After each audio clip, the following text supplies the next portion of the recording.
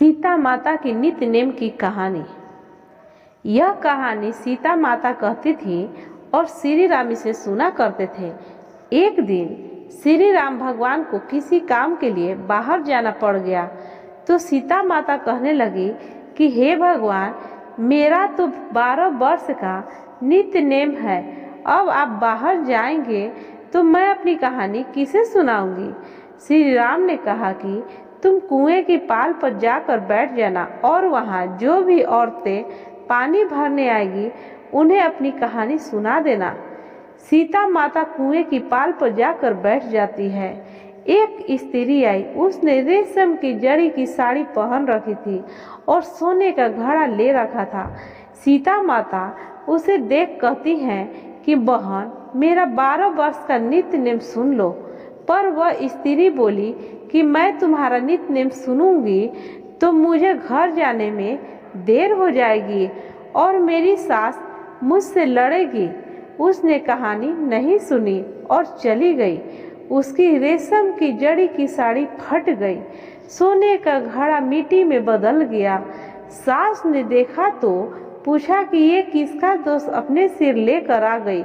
बहू ने कहा कि कुएं पर एक औरत बैठी थी, उसने कहानी सुनने के लिए मुझसे कहा, लेकिन मैंने सुनी नहीं, जिसका यह फल मिला। बहू की बात सुनकर अगले दिन वह साड़ी और घड़ा लेकर सास कुएं की पाल पर गई। सास को वही माता सीता बैठी मिली तो माता सीता ने कहा कि बहन, मेरी कहानी सुन लीजिए। सास बोली कि एक बार छोड़, मैं 4 बार कहानी सुन लूंगी, तुम अपनी कहानी मुझे सुनाओ। राम आए, लक्ष्मण आए, देश के पुजारी आए, नित्य नेम का नेम लाए। आओ राम, बैठो राम, तपी रसोई जियो राम, माखन मिश्री खाओ राम, दूध बतासा पियो राम, सुत के पल को मोठो राम, साल दुसाला पोठो राम, साल दुसाला ओढ़ो राम, जब बोलूं जब राम ही बोलूं, राम सवारे सबके काम, खाली घर भंडार भरेंगे, सबका बेड़ा पार करेंगे। श्री राम जय जय राम। सास बोली कि बहन, कहानी तो बहुत अच्छी लगी। कहानी सुनकर सास घर चली गई और उसकी साड़ी फिर से रेशम जरी का बन गई, मिट्टी का घड़ा सोने में बदल गया। बहू कहने लगी, सासू माँ, आपने ये सब कैसे किया। सास ने कहा कि बहू, तू दोष लगा के आई थी और मैं दोष उतार कर आ रही हूँ।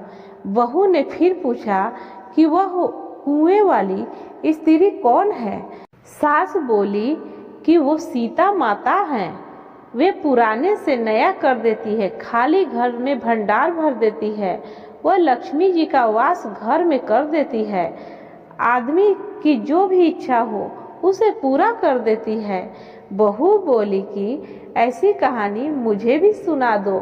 सास बोली कि ठीक है, तुम भी सुनो, और सास ने कहानी शुरू की। राम आए, लक्ष्मण आए, देश के पुजारी आए, नित्य नेम का नेम लाए। आओ राम, बैठो राम, तपी रसोई जियो राम, माखन मिश्री खाओ राम, दूध बतासा पियो राम, राम सूत के पल को मोठो राम, साल दुसाला पोठो राम, साल दुसाला ओढ़ो राम, जब बोलो जब राम ही राम बोलो, राम सवारे सबके काम, खाली घर भंडार भरेंगे, सबका बेड़ा पार करेंगे। श्री राम जय जय राम। कहानी सुनकर बहू बोली कि कहानी तो बहुत अच्छी है। सास ने कहा कि ठीक है, इस कहानी को रोज कहा करेंगे। अब सास बहू रोज सवेरे उठती, नहाती धोती और पूजा करने के बाद नित्य नेम की सीता मैया की कथा कहती। एक दिन उनके यहाँ एक पड़ोसन आई और बोली कि बहन, जरा सी आँच देना। तो वह बोली कि आज तो अभी हमने जलाई ही नहीं। पड़ोसन ने कहा कि तुम सुबह 4 बजे से उठकर क्या कर रही हो। फिर उन्होंने कहा कि सुबह उठकर हम पूजा करते हैं, फिर सीता माता की नित्य नेम की कहानी कहते हैं। पड़ोसन ने उनकी बात सुनकर फिर कहा कि सीता माता की कहानी कहने से तुम्हें क्या मिला। वो बोली कि इनकी कहानी से घर में भंडार भर जाते हैं, सारे काम सिद्ध हो जाते हैं, मन की इच्छाएं पूरी होती है। पड़ोसन कहती है कि ऐसी कहानी तो मुझे भी सुना दो। फिर वह बोली कि ठीक है, तुम भी यह कहानी सुन लो। राम आए, लक्ष्मण आए, देश के पुजारी आए, नित्य नेम का नेम लाए, आओ राम बैठो राम। सारी कहानी सुनने के बाद पड़ोसन कहने लगी, बहन कहानी तो मुझे बहुत अच्छी लगी। अब वह पड़ोसन भी नित्य नेम सीता माता की कहानी कहने लगी। कहानी कहने से सीता माता ने पड़ोसन के भंडार भर दिए। अब तो पूरे मोहल्ले में नित्य नेम की कथा चल पड़ी। हर किसी की मनोकामना पूरी होने लगी। हे सीता माता, जैसे आपने उनके भंडार भरे, वैसे ही आप हमारे घर की भी भंडार भरना।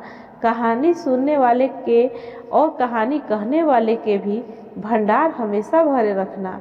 सीता माता का नित्य नेम की कथा सुनने से मन शुद्ध हो जाता है और मनोकामना भी पूर्ण होता है। ऐसे तो सीता और राम जी की नाम लेने से ही सारी कष्ट दूर हो जाते हैं और मन की मनोकामनाएं पूरी होने लगती है। कार्तिक माह में सुनने से ये और भी लाभदायक होता है। ये सीता माता का नित्य नेम की कहानी है। जो सुबह उठकर नित्य नेम की कहानी सुनता है, उसकी सभी मनोकामनाएं पूर्ण करती हैं। तो सब बोलिए श्री राम जय जय राम।